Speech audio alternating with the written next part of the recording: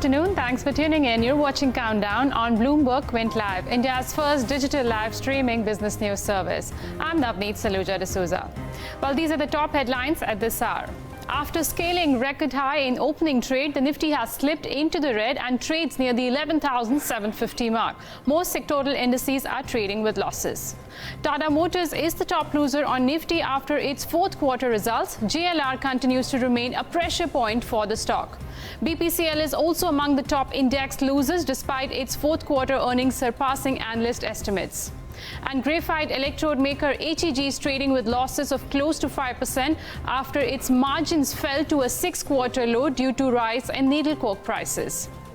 Good afternoon, Davina. Well, some bit of breather after yesterday's stellar rally, and looks like there is some bit of unwinding of positions which is taking place today ahead of the crucial verdict on Thursday. Well, most definitely. And also, considering how we started off the day, it is quite disappointing. And it's not yet the end. You still have about an hour and a half to go. But the trend, at least, pointing towards a negative close this afternoon. Don't know what happens in the last half an hour of trade, though. We're down about 0.5%. Remember, early morning is sometime where we actually made that record high of 11,883. That's the new record high on the index. We could not maintain it and came down, and towards the last half an hour of trade is when much of the pain has come back into the index. Let's take a look at what's happening to the broader market indices, and then we go on to the internals of the Nifty.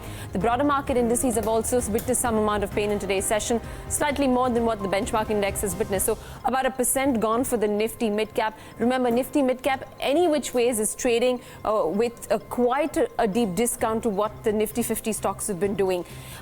Small cap index is also down about 0.5%. Coming to the heat map, and then we take a look at what's been happening to the rest of the globe as well as we step into the afternoon session. So this is what it looks like. More red than green, just a few stocks that are doing okay for themselves. Dr. Reddy's, after that steep 6% cut, gains some lost ground in today's session, about 3.5% higher. Britannia moves up.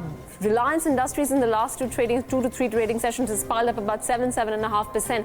For an index heavyweight, that is definitely encouraging. HUL, L&T, both of them up in the green. Amongst the bigger losers in trade, Tata Motors slumping almost 8%. Remember, yesterday's stock was up in trade ahead of the numbers. Now it's giving back. BPCL, and even so be the case with IOC and HPCL, ahead of the numbers, there was this big run-up that happened. So probably this is some profit-taking post the result announcement. Stocks down about 5%. Z continues to toil, and we've got some losses coming into stocks like Infosys down about 2%. Hindalco loses 2%, and Yes Bank flips over about 2% given down for Yes Bank. Just a quick look at what's happening to India VIX, and then we look at Europe and how this position for trade at open. India VIX in today's session has moved up by 5%. 24.84 is where it's at. Remember, after yesterday's big drop that we saw, it went down. Intraday low was, I think, about 22.5, post which it picked up. Europe, FTSE DAX will come up quickly on your screens, and we take a look at the broader market space as well. How we're positioned from the global front, it's not bad. So you've got some gains coming there, probably could lend some support. Coming to the broader market space, and I want to quickly highlight a few stocks as well and what's been buzzing about in trade this afternoon. So starting off first with some stocks that are in the focus this afternoon. Bosch reported numbers, disappointing, and the stock's down about 1.2%. Not a very steep cut, but nonetheless is down. Adani Green Energy, on the back of the promoters selling some stake, is up again in today's session. Yesterday was up in double digits. Today, 2.5% higher. Edelweiss recovers as well from those lows that it had made. Last 2 or 3 days has been particularly good for Edelweiss. Other stocks, some volume gainers. Jet Airways moves up. Dilip Bilkon and Just Dial gain on the back of heavy volumes as well. Just Dial is up 7.5% in today's session, and most likely near its 52-week high. Losers in trade. PFC, Dish TV and Blue Finance are some of the bigger losers this afternoon, losing closer to about 3.5-4% to about 5.5% for a PFC. Recovery is there in a few stocks that saw some pain over the last few trading sessions. So Delta Corp is seeing some amount of recovery, 2% higher after that mammoth sell-off that we've seen over the recent few days. Indigo also recovers some lost ground on the back. It had seen a sharp correction on the back of news of some dispute between the founders of the company, and that seems to have reversed in today's session. And finally, stocks near their 52-week high, SRF being one, now very close to 3,000, and you've got a Shree Cement and a Heidelberg Cement, both these counters trading very close to their 52-week highs. But what's happening in the futures and options space in more liquid universe? Navneet's going to highlight that for us. Navneet. Thanks for that, Davina. Well, the bulls have definitely taken a breather today. If you look at the Nifty futures at one point of time, the premium was somewhere about 1 to 2 points. So the premium is falling now, currently somewhere about 12 points, 11,762 for the Nifty futures. No major build-up seen yesterday. However, there was some OI addition seen to the tune of 7 to 8%. But Bank Nifty is the one where open interest surge continues on the futures side. Yesterday, it added somewhere about 20%. Today, it's 9%. But Bank Nifty has given up some gains of yesterday. It's down 1% as we speak. India VIX, as highlighted by Davina, has surged once again. Remember, the recent high, which was recorded last week, was somewhere about 29.2. So that will be keenly watched out. In terms of levels, then what to watch out? Remember, after yesterday's rally, we've seen the base for this market moving higher. So in terms of OI concentration, it is at the 12,000 call and the 11,500 put. And both these two strikes are the most active strikes in today's session in terms of number of trades taking place. A lot of positions being taken on the call side, 11,800, 900, and even the 12,000 call strikes have added between somewhere about 2 to 4 lakh shares. Whereas on the put side, major addition so far has been seen at 11,800 strike. A very interesting takeaway from yesterday's session when market rallied nearly 400 points. There was not much of put activity which was seen because the PCR was just about at the same level. In terms of stock-specific futures, Just Dial is the one which is doing pretty well. In fact, that counter has touched its 52-week high in today's session. Look at the open interest surge, 45%, telling you that there are some positions being taken on the long side for this counter. United Breweries, very interesting counter for the day. Numbers came operationally weak quarter. Gross margins had contracted. It had a gap down opening. But from those lower levels, there was some buying emerging. In fact, the stock at one point of time was up 7% from the lows of the day. It's trading above all its key moving averages, and some bit of action, actually more action seen on the cash side, because the futures, if you look at the open interest, not much of an increase seen for United Breweries. Tata Motors is the other one where fresh short positions have been seen. Importantly, it's breached the 180 mark, and this was the strike, 180 put strike, where maximum open interest was seen for the monthly expiry, and that's been breached today. Whether from here you can see more selling pressure or not, that remains to be seen. But currently on the spot side, it is trading around the level of 175, and the futures with the open interest surge, it is indicating there are some fresh short positions which have been taken in today's trade. All right, that's the quick snapshot there from the futures and options space and what's buzzing thereabouts. Let's begin with our market voice. Shailendra Kumar, Director and CIO at Narnolia Securities, is joining us on the show this afternoon. Shailendra, thanks very much for taking out the time. While the index is doing what it's doing, it's making new record highs, individual stocks is where much of the opportunity lies. And now consensus view suggesting that it is the broader market space which has more bang for the buck going forward from here. Is that something that you agree with? You see, market surely is bouncing, but one should remember very clearly, the election is a binary event. Ultimately, in the medium to long term, the kind of return you will get through equity will depend upon the corporate performance, the company you own, the economy around, and the sentiment. And in terms of sentiment, right now the market is already trading close to 24 times trailing 12-month earnings. So you had a 490 rupee EPS for Nifty for FY19, and you were close to 24 times. So sentiment can take the valuation multiple. How higher one should be really cautious about. And in terms of economy, you all are like we all are talking about in terms of consumption slowing down, tight liquidity there. Tax collection had been lower, so suddenly government CapEx can't come and turn things around in a very fast manner. So one should keep the optimism in control. Pick the shares where the valuations are not very high. Look at it this way: the kind of low we made a 1 week back, 11,100 or so, that discounts that the FY20 Nifty EPS would be growing at 20%, more than 20%. Now, in case there is any disappointment in terms of earnings, say in the first quarter FY20, then these kind of a level, the risk reward is not favorable. So maybe 12,200, 300 is the maximum which can go from here on. But you have a good amount of downswing to happen. Also, one should wait that in June 1st, you will get auto numbers and the sentiment will turn again, right? Then July, you have the budget. So you will get a room to buy again, maybe June, July. But let the clarity emerge more in terms of economy as well as the corporate performance before, jumping just because of the sentiment is positive around. All Right, so since you mentioned autos, let's start off with one of your recommendations that you really like within the auto space, and that is Bajaj Auto. Reported numbers, and probably one of the very few stocks that posted its numbers did not have a meltdown.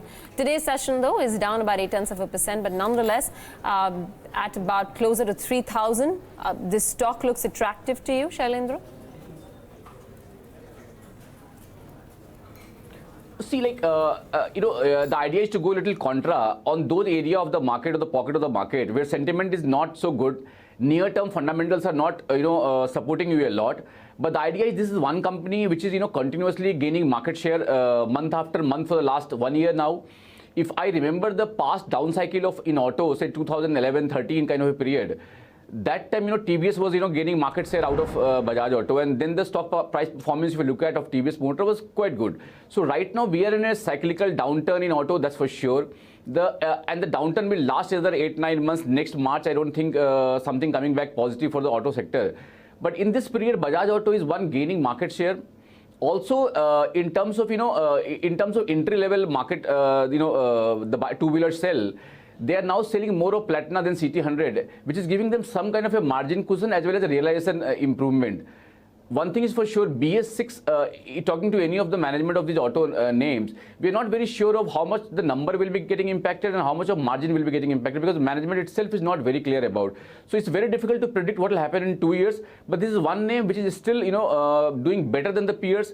The valuation multiple has got more softer to around 18 times right now, and good amount of cash in the balance sheet. Management pedigree, there is no doubt about that. So this is one space where somebody can look for a safety in a very bad sector, I would say. Good stock in a bad sector, to call it.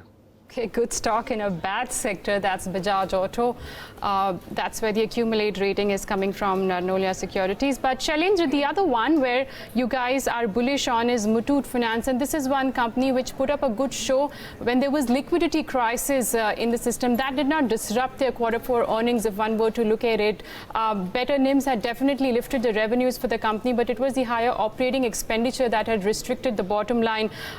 Tell us, do you expect them to continue with the performance that they had posted in FY19, and what are the growth prospects going ahead for this company?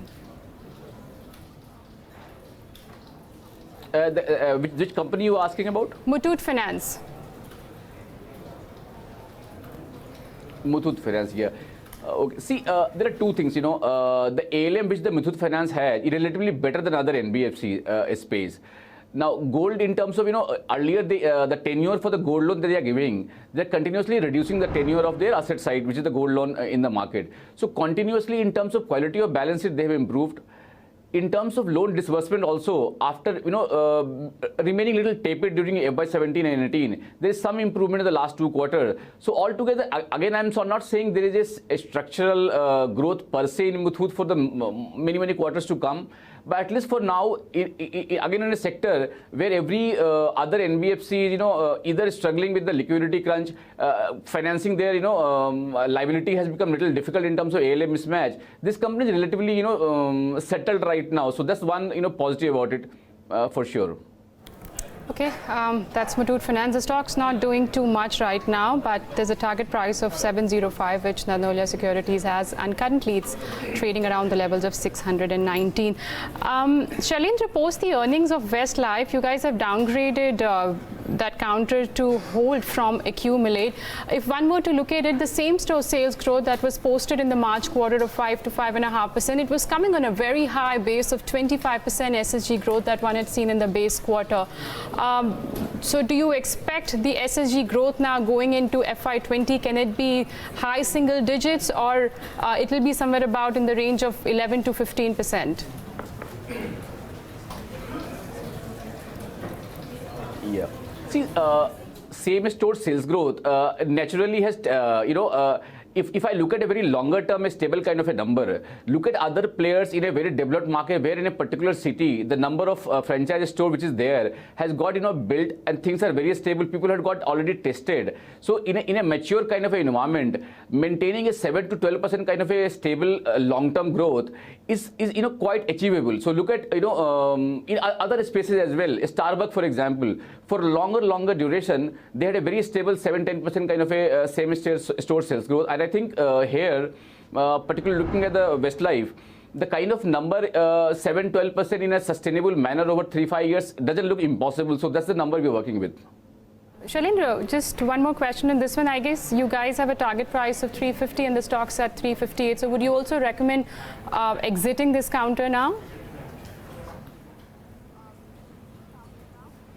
The idea would be, these are great franchises in the longer run. The idea is to, keep accumulating on the decline instead of selling out. So longer term story is there intact. So ideas would be more to accumulate on the downside than to sell out early and, 3-5 year story. They are not like a quarter on quarter kind of a stock to own for anyone. All right, long-term bets from Narnolia, there, even Westlife being one of those names. Bank of India turned into profits. 252 crores is the kind of profit number that they posted versus a loss of closer to 4,000 crores in the same quarter last year. You guys are liking this as a PSU bet, Shailendra. 102 odd rupees is your target price. Why this one compared to the rest? I know obviously valuation-wise this is slightly more cheaper compared to the others, but anything particular that stands out that you recommended a Bank of India in the PSU banking space? We are bullish on all the corporate lenders.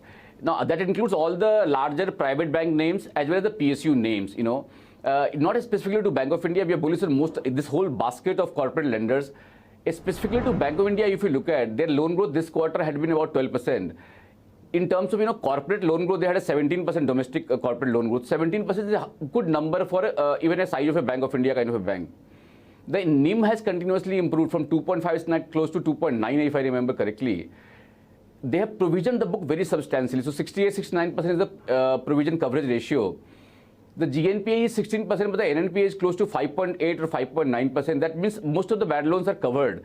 As the loan growth is coming, NIM is stabilizing. So this will not only for Bank of India, look at SBI, look at Bank Baroda, they all remain, very strong for somebody to own for 2-3 years. These are very volatile stocks. They'll keep giving you, bout of selling coming in these stocks. But those declines are ideal to accumulate these stocks. Between SBI, Bank Baroda, and Bank Baroda and SBI and the Bank of India, surely Bank Baroda and SBI are the number one bet per se, because there the merger acquisition has happened, and you never know for Bank of India or Canara Bank or Union Bank what kind of acquisition policy government will ask them to undergo once the new government comes. So bit of hangover in that sense. Purely business wise, they all look surely good buy for a year time frame as well. Shailendra, just a last question from my end. You've already highlighted your top pick from the auto pack, but the OEMs, we've been getting numbers thick and fast. Bharat Forge margins had declined, and today Bosch also came out with the numbers where there's some bit of pressure that has been seen operationally for these companies, and it can be attributed to the slowdown that one has seen in the sector where production scale backs have taken place and there is inventory pile up. Motherson Sumi, that stock has also corrected a lot in the last 2 to 3 months. Is there any stock in the OEM space that you guys are covering? You see, we are covering many stocks, but ideally, as a safer investment bet for a year or two, we don't have any name right now in auto component space. Bharat Forge has declined, after the result, not a good set of number, it has declined. Remember, Bharat Forge has an addressable market in auto component, in energy and other spaces as well. So something like a Bharat Forge in the longer run could be a good stock to buy on decline. Right now the numbers are for sure not good, but somebody looking for a auto component name, I think Bharat Forge is relatively safer one. Buy on decline and hold. You have to have patience because the numbers, near-term numbers are not that excellent. So one will have to accumulate on the decline and have some patience for a year or two before business fortune start for the company like Bharat Forge. Okay. Thanks a lot for that, Shailendra. Appreciate you taking out the time this afternoon. All right, with the exit polls suggesting a favorable outcome for Narendra Modi's government, foreign investors have turned their focus back to India. Sean Taylor of DWS says that while he will not add on to his positions in India currently, it remains the best long-term investment story. Here's what he told Bloomberg Television in an interview. I wouldn't add to it. We've already been positioned for the election. It's been quite a turbulent year for politics in India. It started off looking like Modi wouldn't get in, really because he had quite a nationalist agenda. But then after the sort of terrorist issues with Pakistan, he became much more popular. And here we are with him looking like he's going to get more votes than we thought. Let's see what actually happens in the next couple of days when because sometimes the polls can be slightly misleading. But it's good news for India, and it's good news for the economy going forward. So is it too much to say there's some parallels between Mr. Modi on the one hand and Scott Morrison down Australia on the other? Sort of a social conservative, but somebody who really embraces economic liberalization and really pro-growth. Mr. Modi came in originally office sponsoring that, having done that in Gujarat. He didn't get it done. Can he get it done this time? I think actually he did a lot more than the market. He did a lot more than the population probably realises, and I think the market's given it the benefit for the doubt. Particularly the goods and services tax has added maybe 1% onto GDP. The problem is when Modi came in, the market had already rallied. A little bit like now, we've had a very good rally, so we probably paused for a while, but it's a good, safe investment. And we always say it's the best long-term investment in Asia. When you talk about the populace versus the markets, one of the issues in India, as I understand it, is jobs. They need a lot of job creation. What can Mr. Modi do consistent with what is good for the markets and creating jobs? In my opinion, he's laid down the foundation of an investment cycle, but he needs finance and the banks to be really strong and sorted out. So the public banks are in a pretty bad state. They need to be reformed.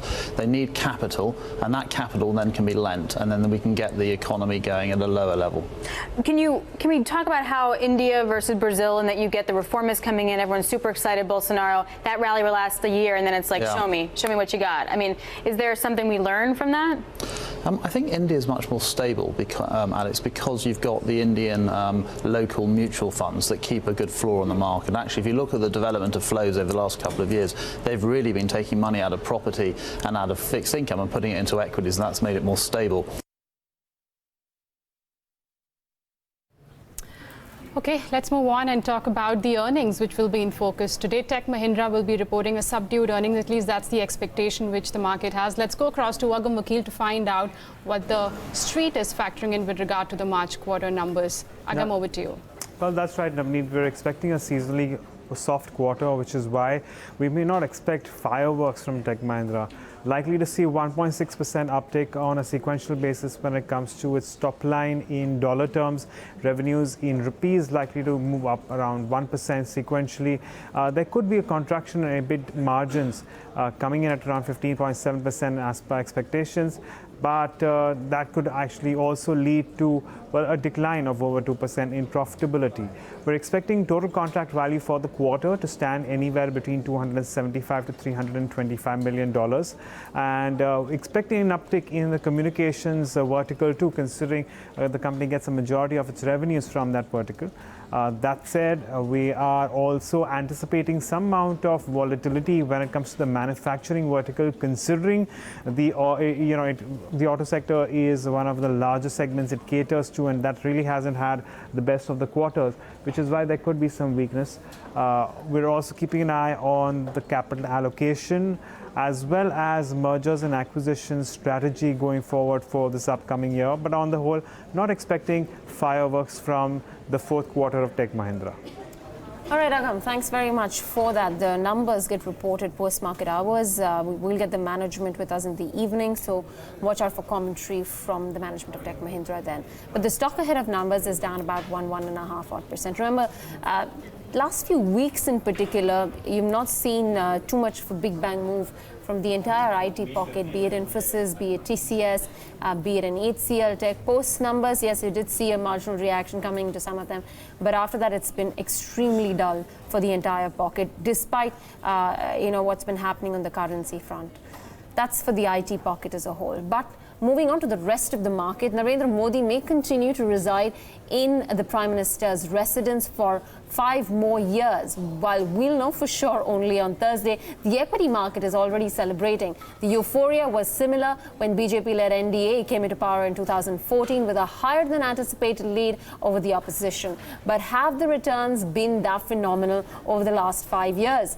Perhaps not. Yash is here to tell us why. Yash.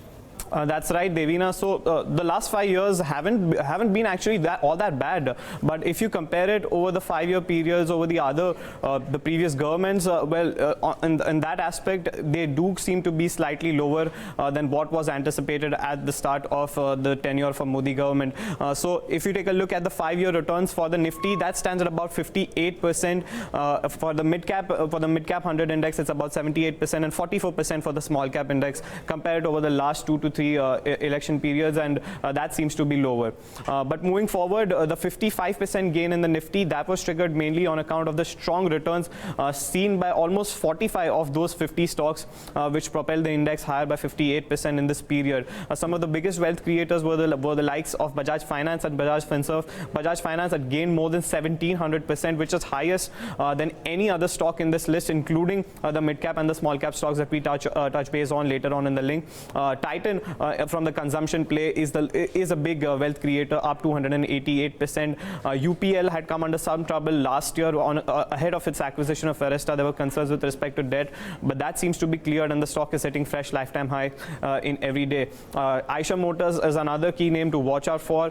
For most part of the first 5 years of Modi term, the auto sales were fairly good up until July of last year, and before which we saw the slowdown in sales coming in. But Tata Motors, on the other hand, has been the biggest underperformer in this pack, down 60%, mainly on account of challenging conditions in the international market, particularly in China.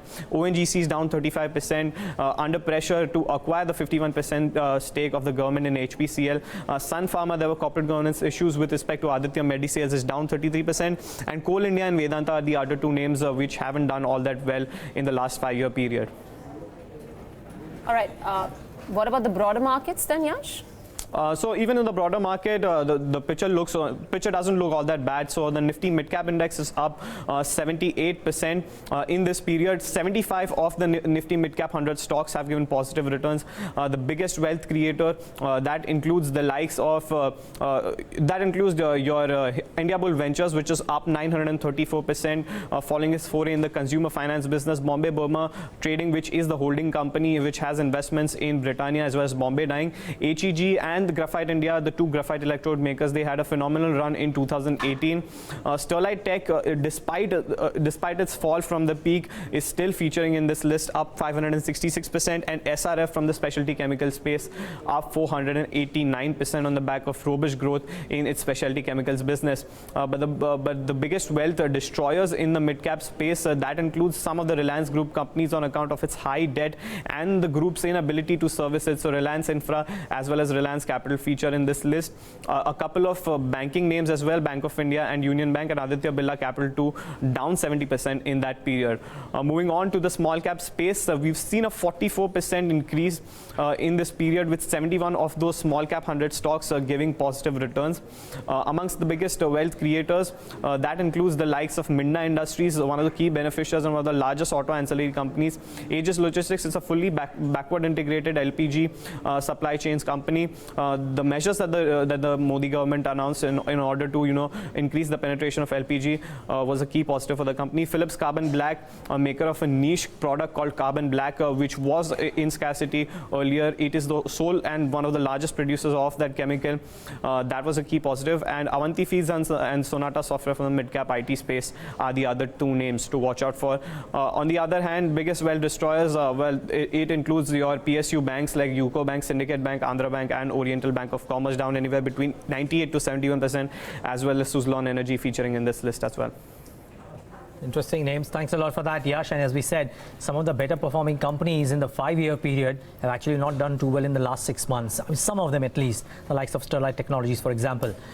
But speaking of companies that have done well, speaking of voices who will be guiding us all through the next 2 days about which are these companies, we'll know if the exit polls were correct on Thursday when we are joined by the very best in business through the day. It's on the 23rd. So Bloomberg Quint is your destination to get the latest and the most accurate analysis of the numbers as they start trickling in. All right. Bosch is one company that we're going to be focusing on. It took a hit in its top line in the fourth quarter as the overall auto sales slowdown took a toll on the equipment manufacturer. The German giant claims it's ready with a new lineup of BS6 compliant auto parts. So will that be enough to help boost earnings in FY20? Let's ask Jan Oliver Roehrl, the Chief Technology Officer and Director at the company. Jan, thanks very much for taking out the time. Let's start off with this quarter's performance and what were the tailwinds according to you? Sorry, the headwinds. The headwinds, yeah, good afternoon. So let's say you're speaking about headwinds. I think, let's say we are not acting independently of what is happening in the market. And if you look at the overall market development, you will easily recognize that April was a washout for the whole industry, and that coming from Diwali sales, which were quite muted, I would say, the industry was starting to piling up inventories, from which now the sales is happening. Our sales, in consequence, was not to, let's say, the expectation that we had put ourselves into, and to the expectation that the market might have to. But again, we are not acting independent of a market, but we are supplying to a market. Just, while obviously currently the slowdown coming in from the auto segment does have an impact on you, the aftermarket segment and the aftermarket component supply, is that good enough to compensate? Well, I will not speak about now individual elements of the market because, let's say, also here we cannot speak about complete independency, and we have to take this as a whole picture. And the market as a whole did not meet, or let's say, investors' expectation, at least, I would say. But at the end, if you look from where we are coming in year 2018, I take now the calendar year 2018, we are in all the segments on an all-time high, and what is going up so steeply compared to year 2017, where we had the introduction of BS4, there is, let's say, some natural thing happening in the market, which is a course correction of some overheatment. Jan, just comment on how big the BS6 opportunity is going to be for you, because, I'm reading a report that suggests that there are vast opportunities for tailpipes, but not so much so in terms of engine upgrades. And for yourself, the opportunity is at best trading sales from BS6 upgrades with low margins. Do you agree with that?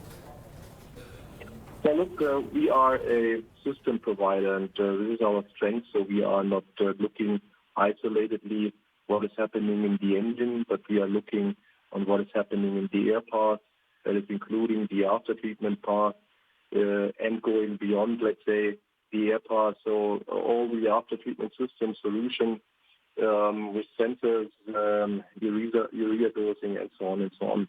So, and that is something that the market is knowing, recognizing, and acknowledging.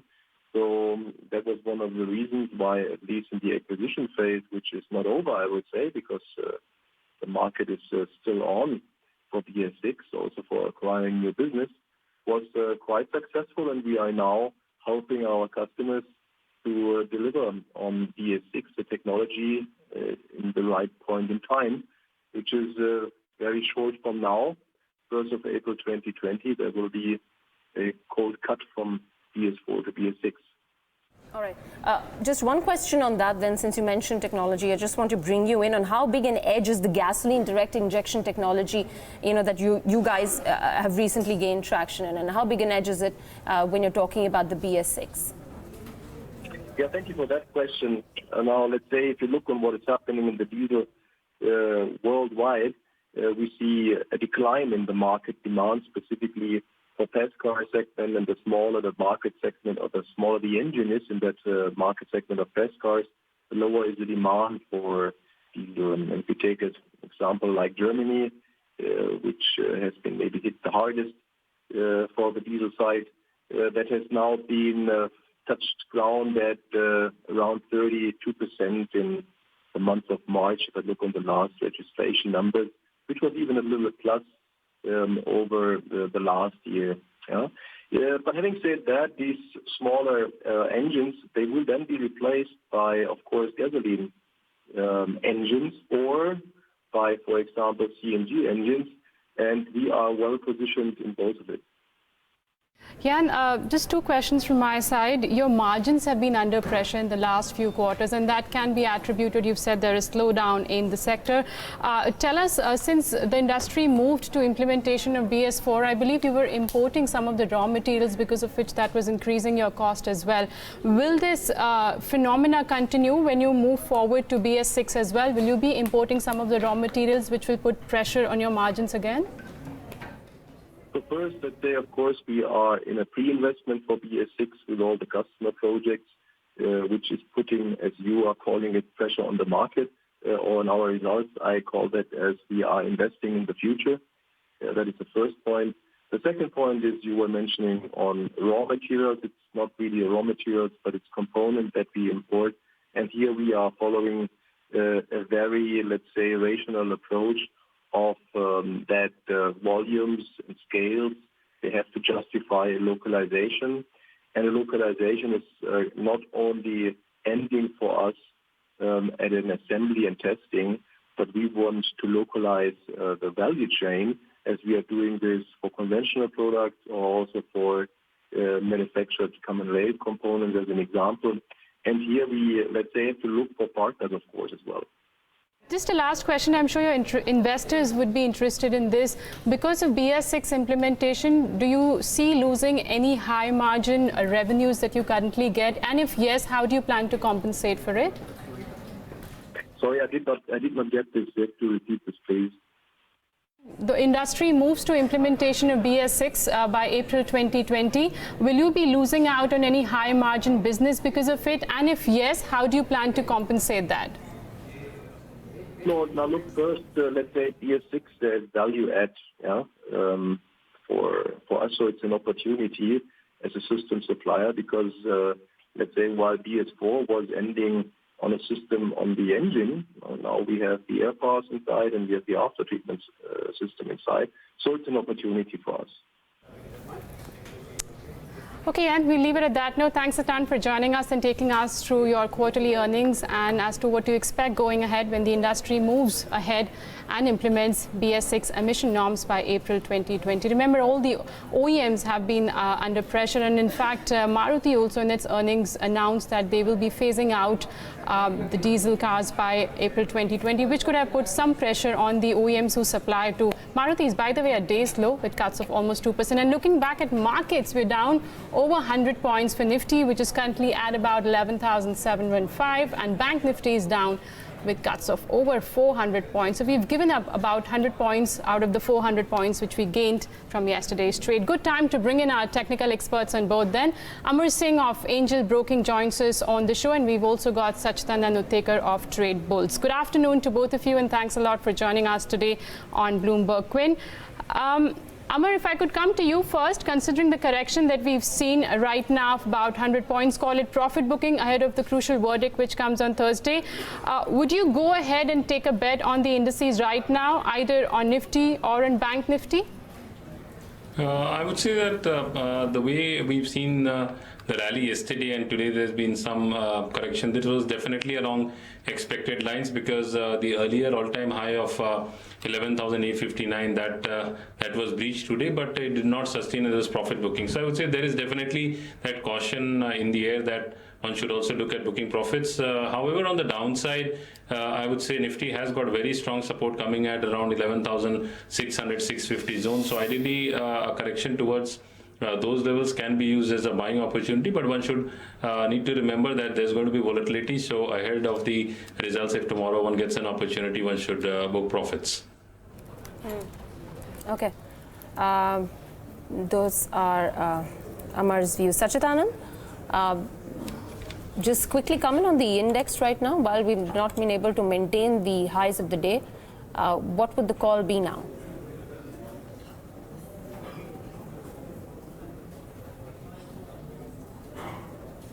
Sacchitanand?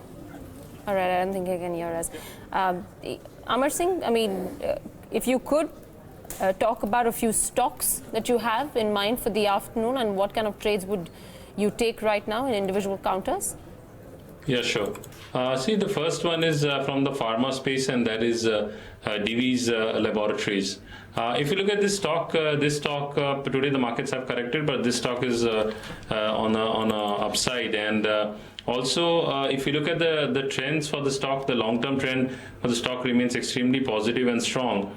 And on the short-term trend, also on the daily charts, the stock has bounced back from 1600 levels. Currently, it's around 1697. So this is one stock one can look at buying. So any correction towards 1675, 1680, ideally that can be a good level to enter this stock on the long side with a stop loss of 1639 and target of 1749 on the upside. And the second stock to look at is from the FMCG space, and that is HUL, Hindustan Unilever. This is one stock I would say did consolidate, did correct from 1750 levels, came down all the way back to 1650, 1660 levels, and currently it's trading around 1785, 87. So today, in spite of the sell-off in the markets, the stock is holding firm. And if you look at it, the stock is up almost 1%.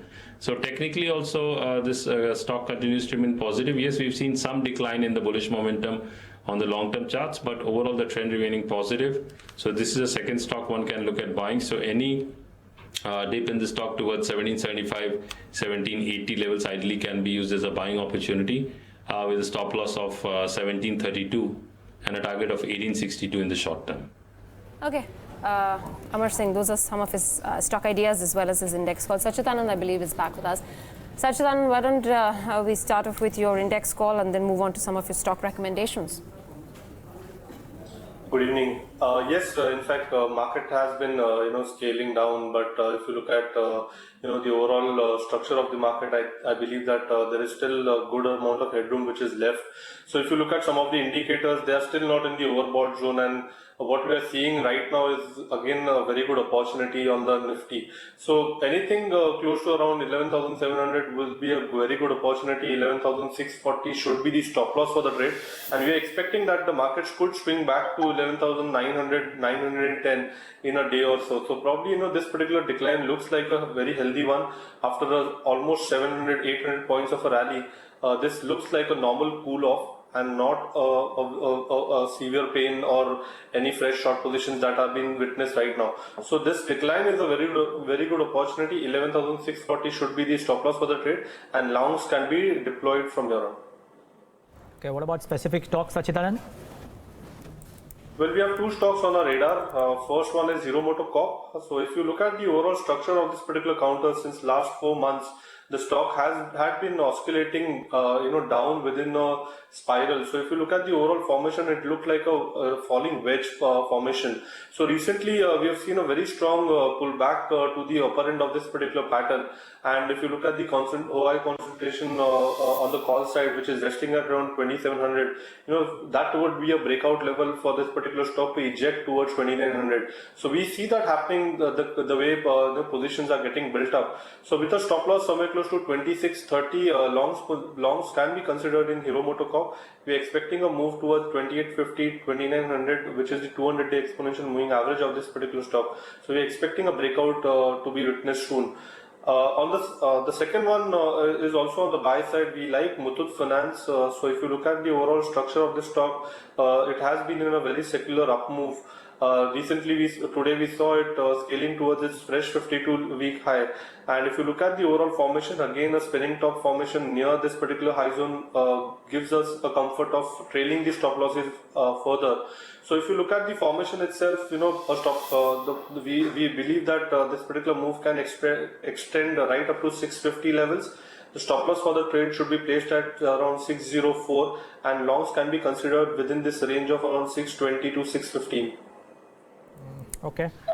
Well, the markets are just looking a bit wobbly today, but I don't think there is a need to be perturbed. Very interested in seeing what the FI numbers look like in the session today. Yesterday, despite the big move, the FI numbers weren't really out of the roof. I mean, it's just about 1,800 crores. It could have been any other day. Interesting to see what the FI number looks like in the session today. Also, just very quickly bring up the volatility index and just mark what India VIX is doing before we get in some more questions to Avinash, Gorakshakar. Well, some bit of uptick in the session today as well. Avinash, thanks much for joining in. Let's talk about earnings reactions first, if we can. and the kind of moves that we see in some of the oil marketing companies post the numbers which seemed optically pretty decent. No, I think, Neeraj, these numbers look to be difficult to be sustained because a large part of this rise seems to be, coming in from inventory gains.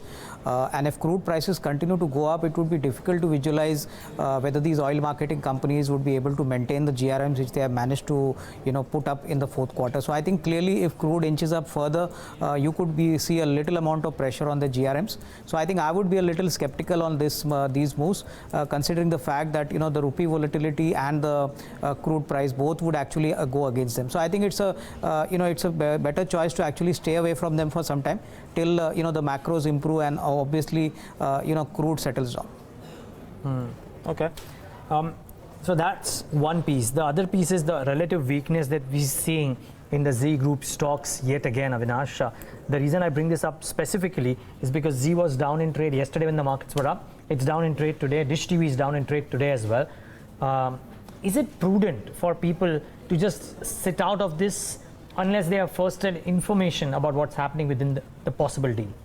No, I think, Neeraj, clearly until the deal happens, you're going to see this uncertainty and volatility in the counter. And I think many times you've seen that, the stock moves up on news flows and again comes down. I would believe that, they have given a deadline up to 30th September. So I think the markets would obviously wait and watch. But until this pledging factor does not get out of the way, you're not going to see any immediate upside. There would definitely be an overhang on the stock. All right. Those are a few ideas that we just discussed. I just want to quickly look at a few other bigger movers. 7.5%, almost 8% down now for Tata Motors. BPCL is down about 5%, and Z continues to toggle under pressure. You've got about 348 on Z, and the list of losers gets longer, list of gainers gets shorter. Dr. Reddy's, though, from being the top loser in yesterday's session, is the top gainer in today's session. Quick word, Sacchitanand, would you trade a Dr. Reddy's at 26.68?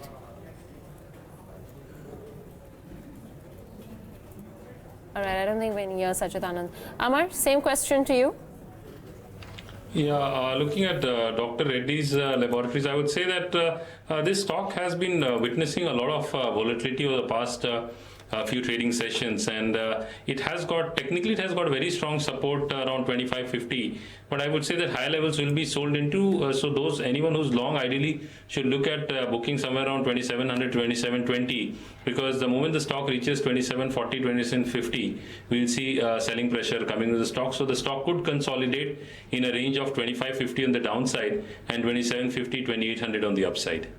Okay, Dr. Reddy's bounced back in today's trade. It's up almost 3% in trade. Let's shift focus back to a couple of earnings. Then Sanghi Industries came out with the numbers. In fact, if you look at the top line, that grew by 9%. Profits up 42%, coming in at 26.4. And operationally, however, the power and fuel and other operating expenses were high. That did weigh on EBITDA, but still overall, if you look at the margins, there was mild bit of expansion seen, coming in at 16.7 versus 16.3, which was seen in the corresponding quarter. Let's get a better perspective as to how the quarter panned out for the company. We're joined by the whole-time director and CFO, Beena Engineer. Hi, Beena. Good afternoon, and thanks a lot for joining us on Bloomberg Quint. Tell us, for the quarter gone by, what was the volume number and what sort of realizations did you garner?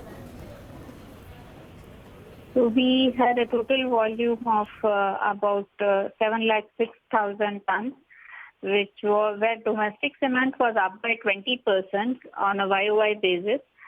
And the realizations were slightly lower. Sequentially, they were about 1% lower. And YOY, they were about 6% lower. Okay, and what was the EBITDA per ton, considering you're saying that realizations were lower in the March quarter? EBITDA per ton was 650 rupees without other income. Okay, before I get to the other details then, I believe some of the channel checks have been suggesting that the cement prices have been moving higher in the current quarter, and for you have exposure to the western region where the channel checks suggest rise of about 16 to 18 rupees. Could you confirm that for us? And if that's the case, what sort of realizations can one expect in the current quarter? Will it be better than the March quarter? Yes, to both your questions. The prices have registered an improvement in the month of April as well as in the month of May.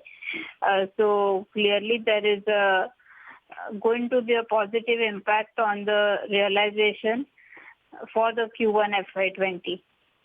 Okay.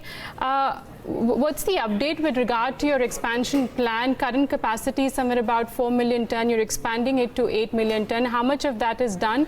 When do we see the additional capacity coming on stream? So we started working on this about a year back, and we have completed about 65% of the civil work, and we have also commenced erection and mechanical fabrication, the other aspects of the project. All major equipment has already been opened and LCs have been opened. So we expect the project is broadly on track, and we expect the commissioning in Q1 FY21. Ms. Engineer Neeraj here, good afternoon. As was the case in the last quarter, it's not your basic raw material expenses, but maybe the transportation expenses which hurt your margins. You've done much better in Q4 on the operational front as opposed to the year at large. What can we expect for FY20, the blended margins? Would they be northwards of 16.5%, 17%? Clearly, there is an uptick on the price side, and that would help us on the margins in FY20.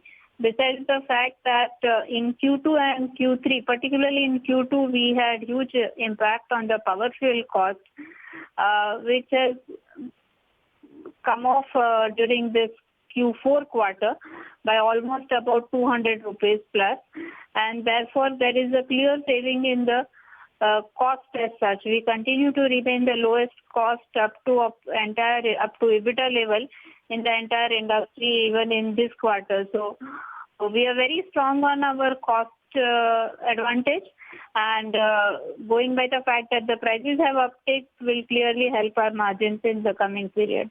Just a couple of questions. One is, what about the freight costs? Because those are the ones which hurt you.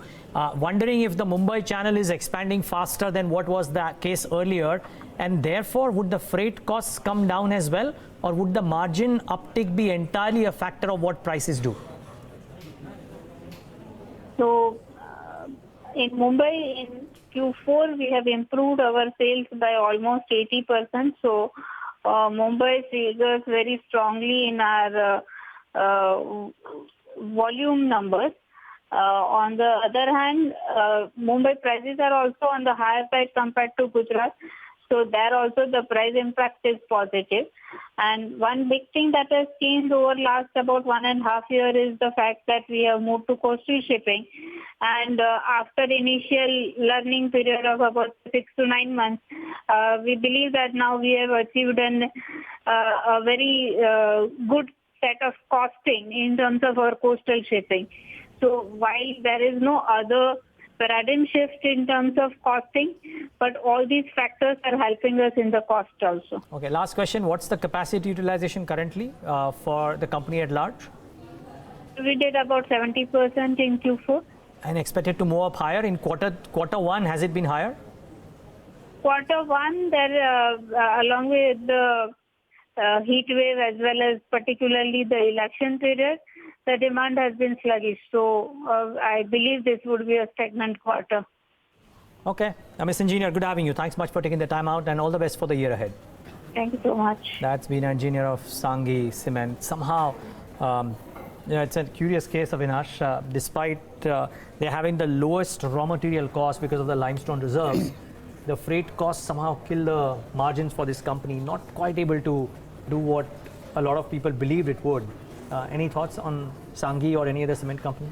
No, I think clearly, I think the freight cost element has been one of the key reasons margins have been down. I think I would believe that, bigger players with bigger capacities, I think would be largely be benefited, from the cement uptick. I would believe, larger players like an ACC or typically even a Ceramco cement from South, Neeraj, clearly could see better numbers in the coming quarters. Our sense is the South-based companies would benefit more because pricing in the southern markets has been quite better compared to the western side. All right. Anything on the charts, Amar Singh, for any of these cement players? We've seen a good turnaround in terms of pricing action as well. And if you just take a look at the larger name, that's Ultratech Cement, that one trading at its 52-week highs.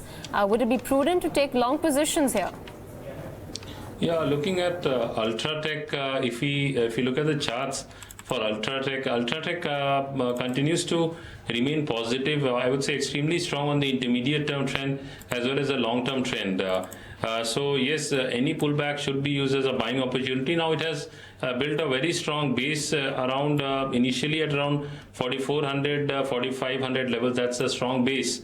And below that, it has got crucial support around 4,300 levels. But I would say that it's also election results a couple of days ahead, so one needs to be slightly cautious.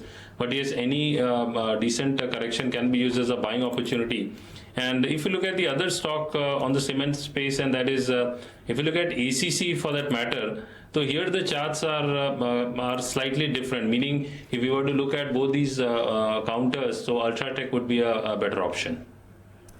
Okay, that's the technical call on a couple of these cement stocks. Remember, yesterday the entire space was up and about, and Avinash was talking about the South-based player. We did see big moves coming in, even for India Cements in yesterday's trade. And stocks like Ultratech and Shree Cement are two the most expensive and rather in this space, which have been performing pretty well. Shree Cement has been trading around its all-time high levels, but the entire space has come under pressure. Shree Cement still holding with gains of about 1%. 11.05 for Nifty, down 122 points. Let's see where the closing comes about. That's going to be important.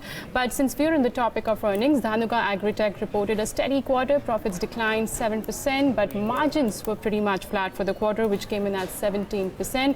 What were the factors at play? Let's speak to the managing director of the company. MK Dhanuka joins us on the phone line. Hi, Mr. Dhanuka. Good afternoon. Thanks a lot for joining us on Bloomberg Quint.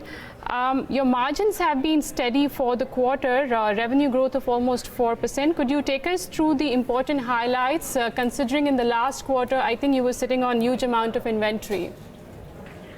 Actually, the last quarter was not good overall for the industry because South has given the basically backlog due to the drought conditions, especially in Karnataka, Andhra, Telangana, and Tamil Nadu. That is because that we planned for a higher growth, but still we are able to deliver 4% growth. The major highlights were that first time Dhanuka has crossed 1,000 crore mark. This is the first time in last 34 years, and we hope that in coming year we will be able to deliver much better, as the IMD has forecasted a good rainfall of around 96%. Okay, I'm just going back to your numbers with regard to the inventory levels, which were high in the third quarter. What's the status for the fourth quarter, and what's the volume growth that you clocked for the March quarter? For fourth quarter, the value growth was around 1.5% only, and the rest 2.5% was around value growth.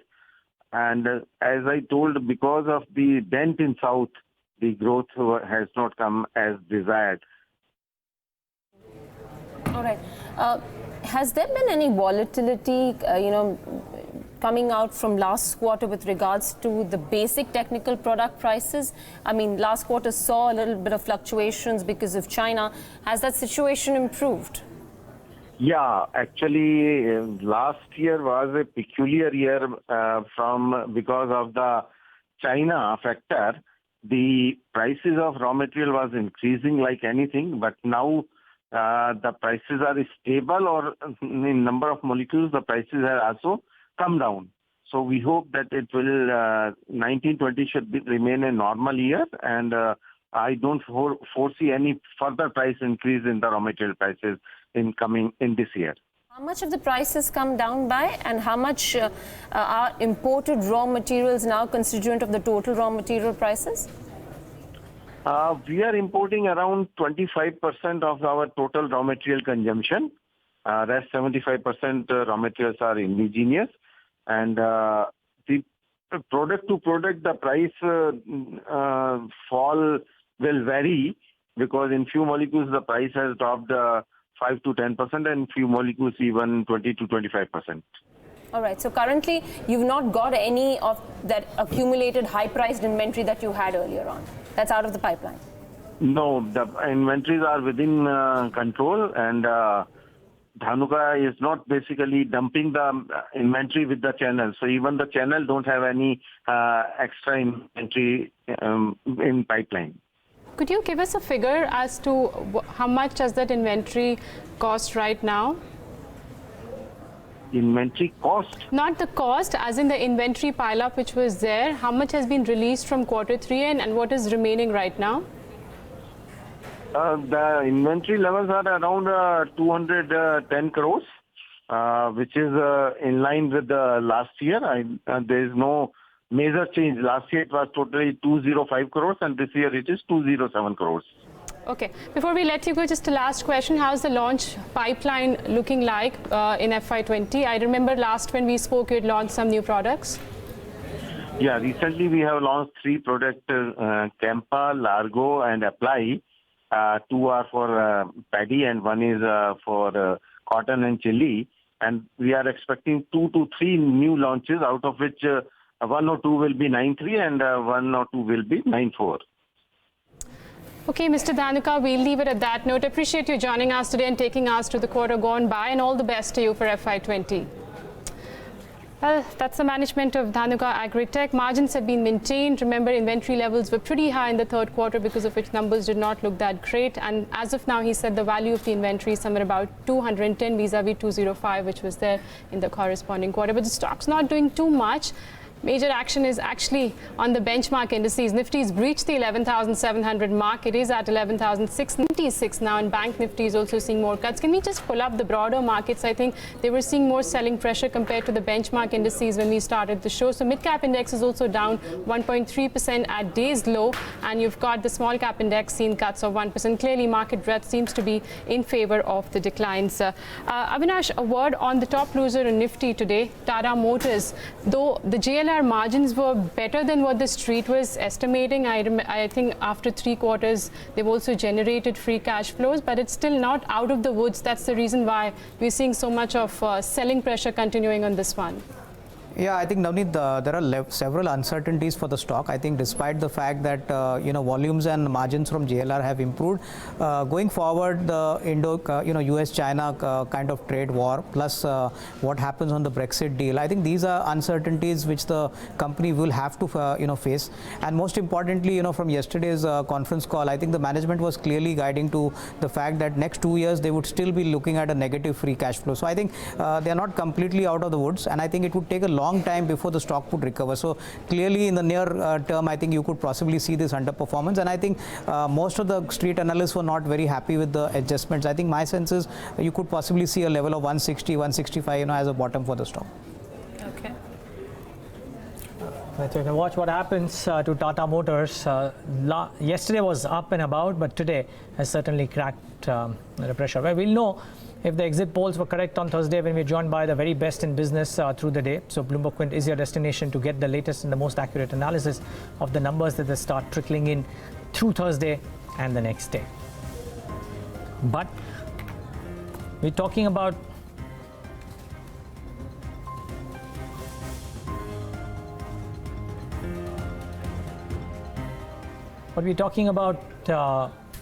companies which haven't done well. Avinash is speaking about Tata Motors. Let's also find out companies which are doing well on a day when the Nifty Bank is down about 500 points. And let's find out what's made it to Sharad Dubey's list of the Fab 4 stocks of the day. Sharad, maybe a difficult day today. Yes, it was pretty difficult to get these 4 stocks in. The first stock is up, Jet Airways, which was up more than 6% after the Hinduja Group showed interest in the process of bidding.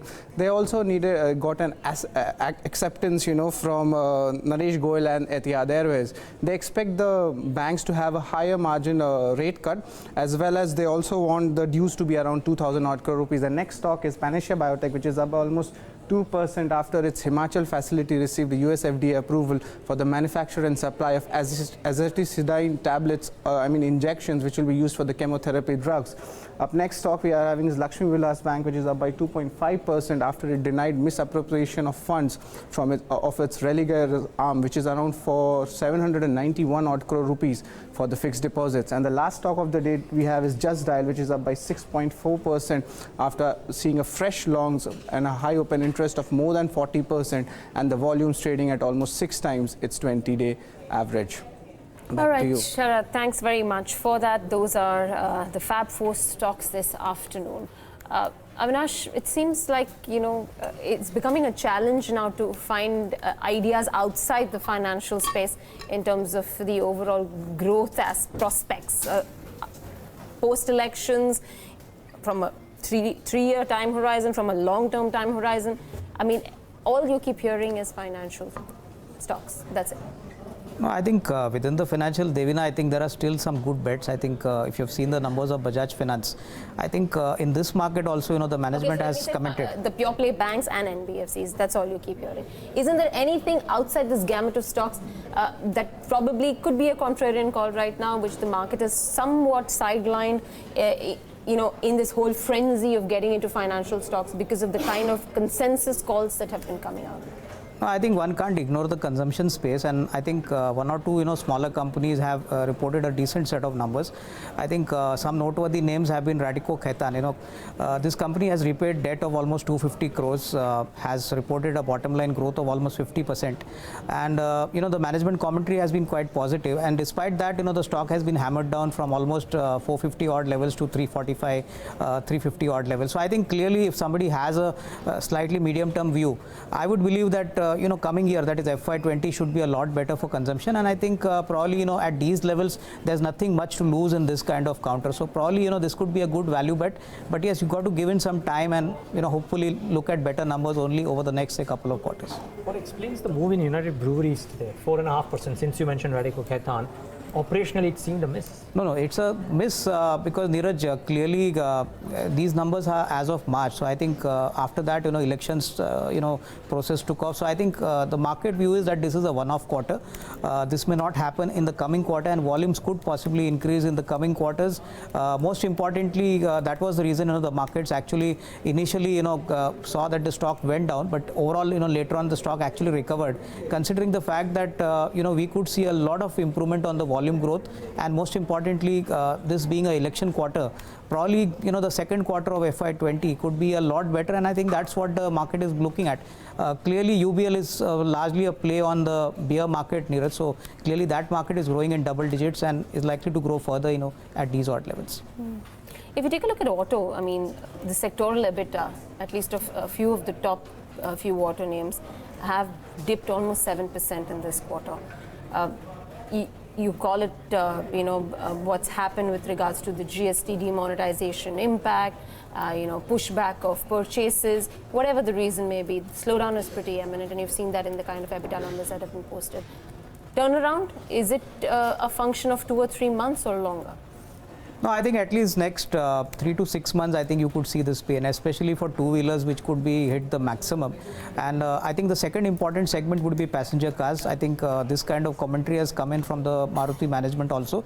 But I think, these are times when one has to take a long-term view. And I think if one goes contra in these sectors, I'm quite sure that once the bounce happens, frontliners like a Maruti or maybe a Hero MotoCorp, which are pretty decent, well-capitalized companies, cash-rich companies, very little debt on the balance sheet, I think have the propensity to bounce. So I think one has to look at the longer term scenario and not the near term scenario, which obviously appears a little bleak. Okay. Quick chart checks. Bajaj Finance, Sacchitanand.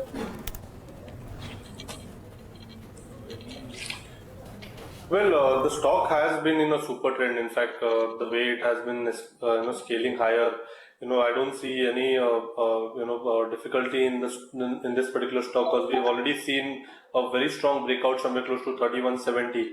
The entire structure looks positive, and we expect that 3660, 3650 kind of a zone should be seen very soon. So probably one can adhere a trailing stop loss strategy. If someone has long positions here, the stop loss for the trade should be now placed at 3260, and long should be held on. All right, the other one is an SRF, and that one has had a spectacular run post its numbers. Today, I think it had breached 3,000 and then come back down, but still up about 1.5%. The last 1 month has gained about 21%, and this has been a really steady run for an SRF. Amar Singh, do you track SRF? And at 3,000, would you be a buyer? Yeah, I would say that SRF definitely continues to remain extremely strong on the charts, and the short-term trend also, if you look at, the momentum is very strong. So what it effectively means is that any pullback would be used as a buying opportunity. And looking further on the short-term hourly charts, we see that somewhere around 28.20, 28.50, that is acting as an immediate level of support. So ideally, anyone buying has to have a stop loss below that. And on the upside, one can look at a target of 31.50 on the upside. Okay.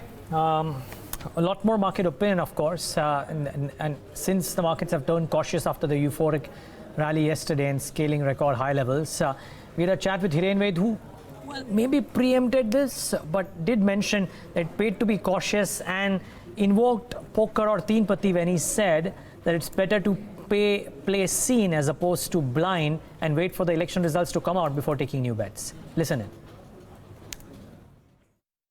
Well, I think at least in the near term, a big part of the move is probably almost happened.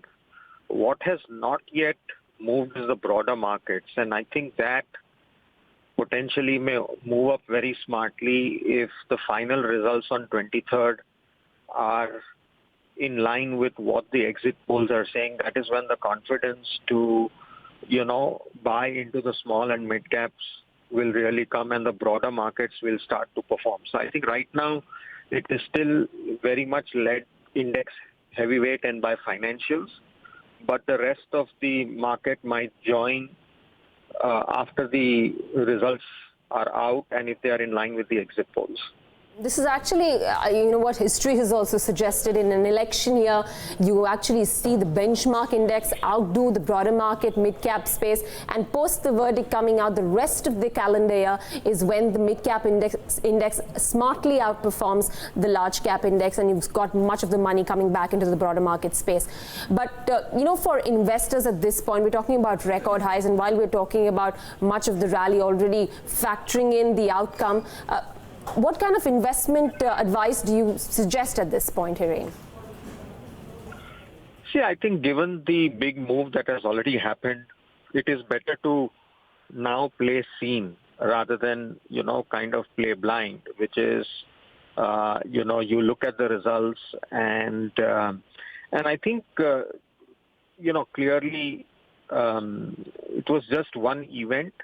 I think people should just invest the way they were investing earlier, which is if they believe that, they find significant value, you should buy irrespective.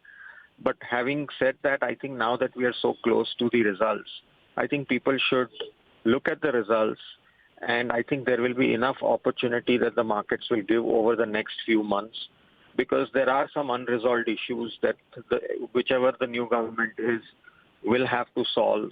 The NBFC crisis is yet to be resolved. There are still issues of, leverage, overhang of a lot of promoter groups that needs to be resolved. Just wondering, so within your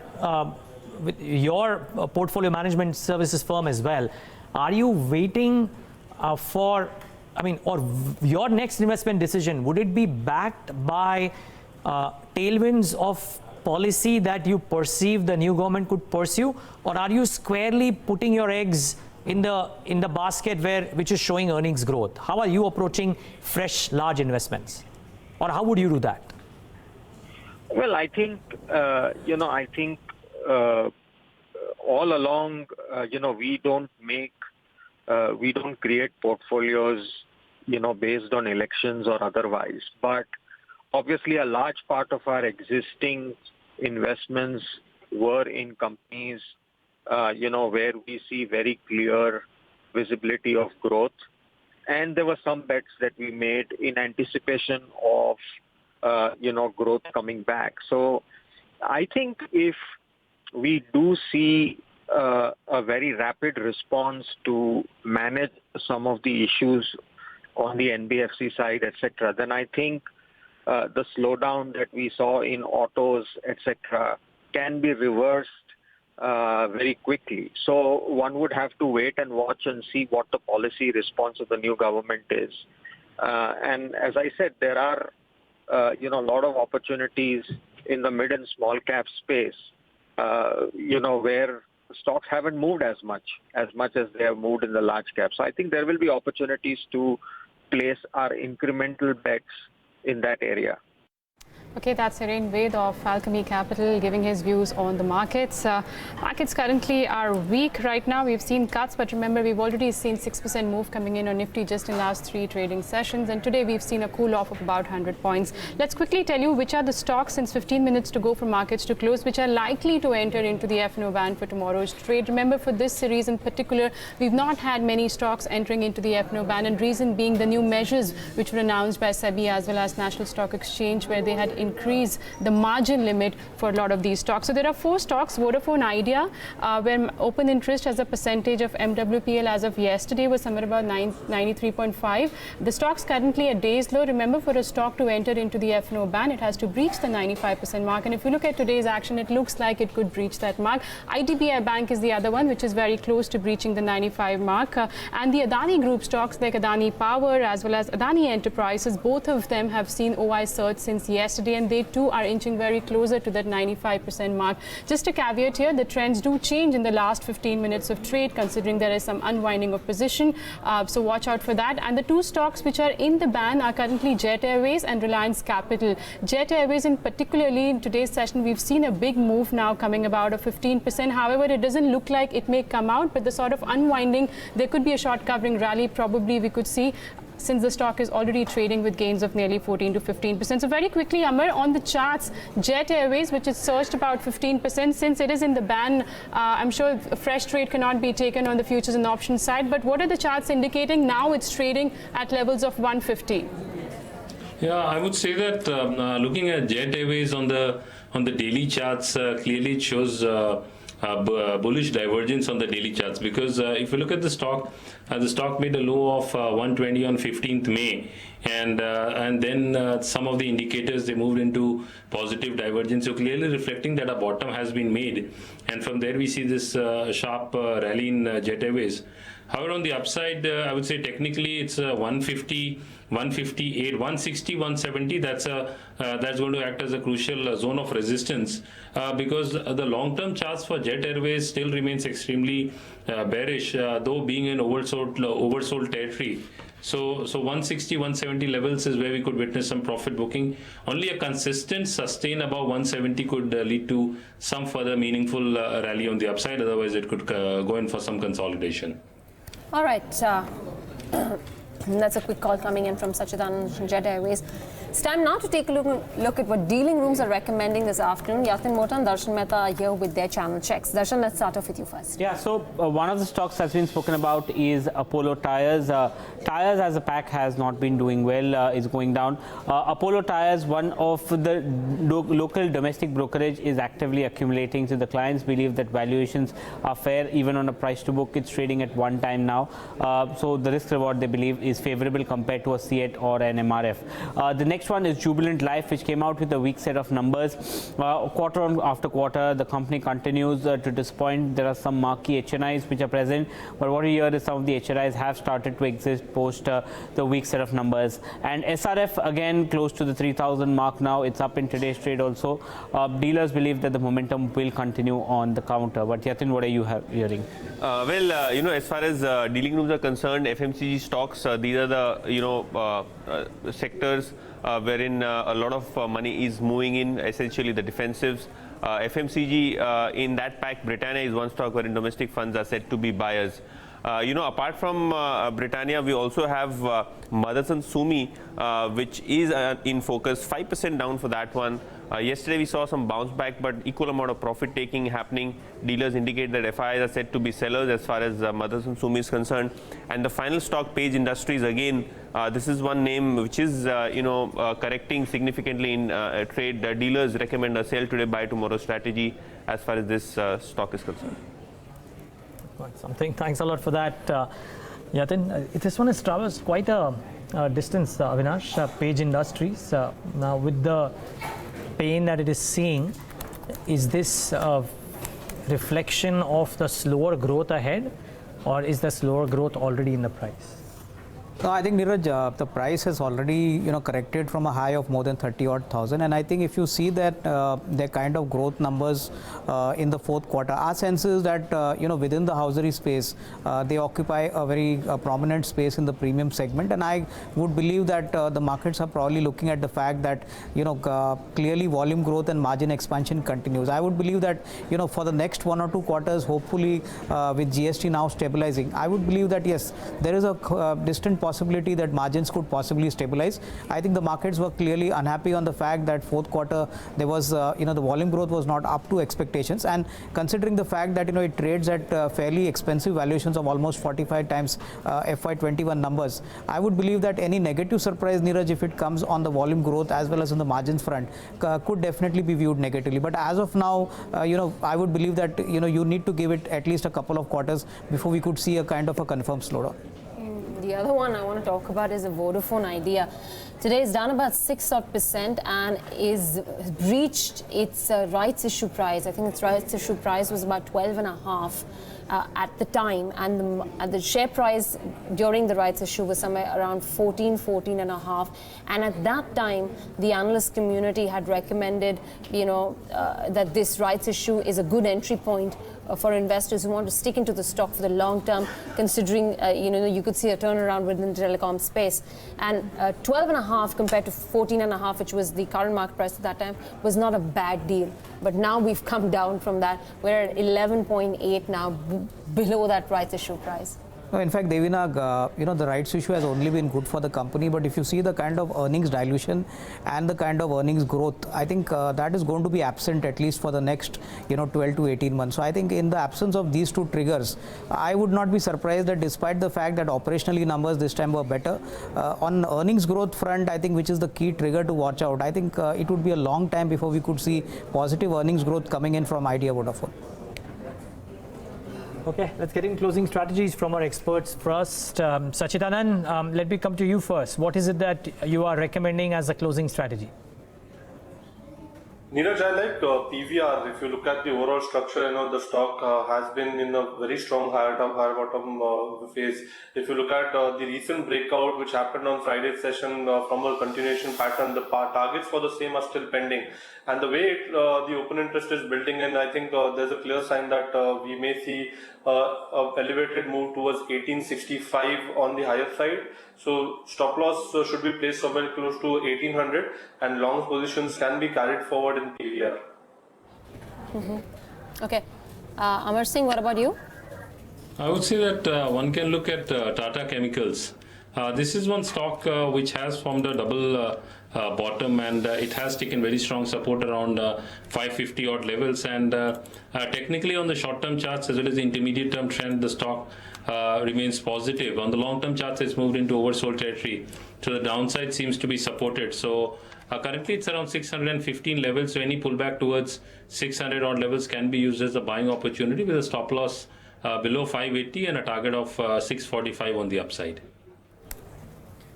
Okay, those are some closing strategies coming in from our technical experts. Avinash, any thoughts on the numbers that we got from companies like Astral Poly, Triveni Turbines? We've seen selling pressure coming by in all these stocks. I think Astral Poly numbers were pretty disappointing, Navneet, and I think that is the reason the stock has been on the other side of the channel. Our sense is that I think margins have been under pressure, and I think the stock has already discounted 1 year forward earnings at a fairly expensive kind of multiple. So this kind of negative surprise was not expected. Our sense is that the stock could possibly face a little bit of further weakening trend, at least in the near term, till the time we don't see margins recovering. So I think clearly it's a hold, but I think at these levels we could see a little bit of selling pressure further. Okay, one can expect more selling pressure when it comes to Astral Poly. Avinash, we'll leave it at that note. Appreciate you joining us and taking us through your views on markets as well as individual stocks. And talking about the markets, it's 11,706 for the Nifty. Some of the stocks which are moving around are UFO Movies. Pull up that one. It's up 13.5% as we speak. And I think since the morning session, you had certain Adani Group companies which had perked up in trade. Definitely, there is some bit of cool. By the way, UFO just went up in last 5 to 10 minutes of trade. Adani Adani Engine is up 4%. It's off the day's high. But all these group companies had gone up in trade. On the losing side, Shri Pushkar Chemicals, I think this is a company which had come out with the numbers yesterday, has seen some bit of selling pressure. It's down almost 10.5% as we speak. But Dr. Reddy's is still the top gainer on Nifty, 3%. Britannia is up almost 1.5%. Amar, and also the biggie, Reliance Industries, that's maintained its gain, though it's off the day's high. If somebody had taken long positions into Reliance, would you advise them to carry home or just book profits now? I would say that Reliance ideally booking profit is a good idea because on the upside 1370, 1375 is a zone of resistance. However, what one needs to remember is that Reliance still continues to be strong on the long-term chart. So what's likely to happen is that on the any pullback will be used as a buying opportunity, whereas on the upside 1370, 1400 is a crucial zone of resistance. So ideally anyone long should look at booking profits. On the downside, the stock has got very crucial support coming at around 1250, 1270 zone. So it's more of a consolidation for Reliance. All right, Dish TV loses yet again, and I think now it's somewhere closer to levels that it traded at in the month of February, post that steep drop in the end of January, and then started to pick up. So just around these levels was when it had started to pick up from, post nudging 22.5 at the last week of January when it fell. But the stock now back at about 28.85. Just like what Z Entertainment has been doing, these Z Group stocks moving in tandem, SL Group stocks. What would you do with a Z at 28.85? I mean, while we, Dish TV, sorry, while we've been talking about how there is price value under 30 for a Dish TV, would it be the right time to take a trading position on it? Sacchitanand.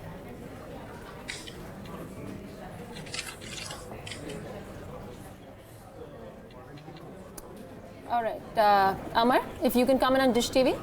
Yeah, sure. See, what we are witnessing in Dish TV on the various time frames, be it the monthly charts or the daily charts. The daily charts, it still continues to be extremely bearish. We did see the stock correct towards 26.9 on 16th May, and there was this bounce back respite towards 31 odd levels. But higher levels are being sold into, and also the stock seems to be extremely negative on the long-term charts. So what's likely to happen is that the stock could consolidate. Earlier on 28 January, it had made a low of 19 levels. So I would say that till the time we don't see a breach below 26-25 zone, I don't see much of a cause of concern. But reaching that level, the stock could fall further towards and retest its earlier lows of 19-20. Whereas on the upside, for any meaningful rally, the stock needs to consistently sustain above 33-34 levels. Quickly, Sacchitanand, any of these Adani Group stocks, Adani Green Energy, Adani Ports, Adani Power, Adani Enterprise? Sacchitanand, this was for you. I'm sorry, I didn't get the name of the stock. Any of the Adani Group stocks? Well, right now, most of them are seeing some profit booking, but I think, the way Adani Power has been placed, we are expecting that this particular base should hold on. So the way it has scaled above the 200-day exponential moving average of around 42, I think that should be the stop loss for the trade, and we are expecting that the swing should extend right up to 54, 55 in the coming weeks. So probably, from a reward to risk perspective, Adani Power looks decent enough for any fresh longs. Okay, let's start wrapping up the markets for the benefit of our viewers, and we are ending today in a much different direction than what we ended yesterday. At the highs, record rally over a decade. In today's session, a 1% pullback, and quite a steep one, while the world markets are not doing all that poorly. The Nifty Bank too, about 1.5% lower, so not doing all that well. The mid caps and the small caps should come up on your screen, and it's been a ho-hum day of trade for the small cap space as well, less than 1% lower, but in the red for sure. Let me talk about the large caps and what they've done in the session today. Strength for Dr. Reddy's, a bit of a bounce after some cracks over the last few days. Bharti Infra, Britannia, Titan. Reliance is the only one from amongst the big heavyweights that's ending in the green. Bajaj Finance just adding on to where it left off yesterday. What's not done well, results impact on Tata Motors. Some issues for Z the last couple of days has certainly been under pressure. BPCL down 4%, Adani Ports down 3.5%, Maruti about 2.5%. Well, the list is long. and a lot of stocks have corrected quite strongly in the session. So not a happy hunting day for the bulls. Let's see if tomorrow is any different. Navneet, what about the broad end of the spectrum? Well, the same picture as what we saw for the benchmark indices. There was selling pressure seen in the broader markets as well. Let me start off with a couple of gainers first. Jet Airways was the stock which went up almost 13 to 14%. Remember reports indicating that Hinduja Group alongside Etihad will be submitting their bid to acquire Jet Airways, and the stock was up nearly 12 to 13%. Some action seeing on the F&O side. It's in band. Let's see if it comes out or no. Just Al is the other one which touched 52-week high, one of the top F&O gainers also for the day. 6.5% here. Long positions were seen. Diwan Housing, after surging significantly in yesterday's session, that buying interest continued today. In fact, just in the last 5 to 10 minutes of trade, you saw some renewed buying interest for this counter. 4.5%, closing around the levels of 130. Among the small cap stocks, let me first cover United Breweries, which came out with the numbers. Operationally, the numbers were weak. The gross margins had contracted. The volume growth in certain states was not good. For example, West Bengal and Maharashtra. But still, after a gap down opening, the stock saw some buying coming at lower levels and finally closing with gains of 4%. And this was the counter which saw a lot of open interest build up even in yesterday's session. From the small cap space, you had UFO Movies, which went up in last hour or half an hour of trade, closing with gains of nearly 16%. And Rane Group stocks were pretty active. So Rane Break was up and about. Besides that, ESAP India, that counter was up 16% today. It also touched 52-week high in today's session. So big gains coming in for this one. Kalyani Steel is the other one which saw some buying in today's trade. Kalyani Steel finally saw a closing coming around at levels of about 219. In fact, it had a gap up opening which was sustained throughout the session around the levels of 219. On the losing side, Sri Pushkar Chemicals, which came out with the earnings yesterday, and the stock was under selling pressure on account of that. 11% lower, closing around the levels of 130. Triveni Turbines also came out with the numbers that also saw selling pressure, closing with cuts of about 8%. Astral Poly was the other one where profits were down about nearly 4% for the quarter gone by, 7% lower year. Nalco is the other one. The numbers come out, I guess, on May 30th, but today there was some selling pressure seen, 4.5% down here. And Motherson Sumi, this counter has been under pressure. In fact, just for this month so far, it's down about 18%, and in today's session, it was down about 5%, Devina. All right, so today's session actually turns out to be pretty much a replica of what happened on 18th of April when we actually surpassed the record high for the first time. The closed was the lows of the day, and that's pretty similar to what's happened in today's session as well. We made record highs, could not sustain, closing near the lows of the day. That's what it stacks up in terms of the bank Nifty, closing down 1.5%, 400 points given down. Nifty, Sensex, both have given up closer to 1% apiece. Broader market pain continues in today's session as well, and that gap keeps widening in terms of the valuation. In talking about valuations, actually, the discount between the Nifty 50 valuations and the mid-cap valuations, that is cheapest since 2012. But that probably is no explanation as to what's happening in markets currently as well. There's a big yawn towards the end of the trading session that carries on for today as well in terms of the advanced decline. Okay, where you had the India Volatility Index, which collapsed nearly 16%, giving some comfort to the bulls. India VIX rose once again. In fact, it did surpass the level of 28 in the intraday session, finally closing with gains of about 9%. Remember the recent high somewhere about 29.2, which was seen in the previous week. And talking about the participation, remember on the F&O side, for last two sessions, the participation has been low, and that's what is being indicated when you look at the total turnover figure. And once again, I think for the third straight session now, NSE turnover is below the average, which we usually see between 6 to 6.5. Yesterday, NSE cash was somewhere about 44,000. There was some case of cash-based buying which came in the system, and today it's about 36 to 37,000 crore. All right, that 44,000 translated into 1,700 crores of FIIs. Let's see what this translates into. But in terms of contributors, the key contributors for the index, Reliance Industries, good gains. Last three sessions has gained almost 7.5 to 8%. Dr. Reddy's reverses yesterday's losses. HUL, Bajaj Finance, names you don't really see too often on the gainers side, but they flipped over, and the losers have now taken charge in terms of HDFC Bank, Infosys, ICICI Bank, and TCS. So that's what it looks like in terms of the daily performance for today. As we step into tomorrow, what's trade likely to look like and how should one position? Our technical experts are still here with us. Amar, let's come to you first. Yeah, I would say that we could witness some further correction in the index, and I would say ideally 11,600, 650, that's a very strong zone of support for Nifty. So there we could witness some buying interest coming into, and also a couple of days ahead of the election results. So we are to witness profit booking at the same time. So there's going to be volatility on the upside. The highs which Nifty has made today and earlier, the earlier all-time high of 11,859, and again today if you look at 11,883. So now that should act as a crucial zone of resistance. But yes, I would say lower levels could be bought into, but one should definitely trade cautious. Okay, Sacchitanand, what about you? Well, I think this particular pullback was necessary, and I think it has shaped out really well. If you look at the entire journey from the levels of around 11,140, when the RSI was somewhere close to 33, it is now resting somewhere close to 58. So on the indicator front, we have really not hit the overbought zone. So definitely, there is a lot of headroom which is still available.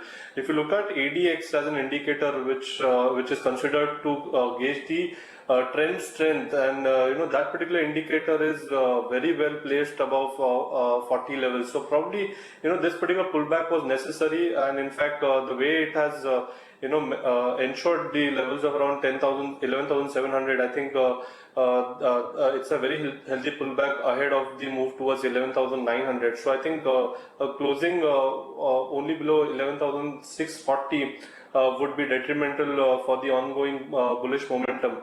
But I think whatever we have seen today is a part of the overall up move, and 11,900 could just be around the corner.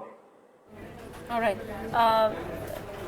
Tech Mahindra numbers should be out at any time, shortly. We've been hearing from Magam that it's going to be no big bang quarter for Tech Mahindra. Not much is expected out of them, even with regards to their revenues, just a 1% uptick in revenues, both domestic revenues as well as the dollar revenues of 1.6% growth. That's what's expected.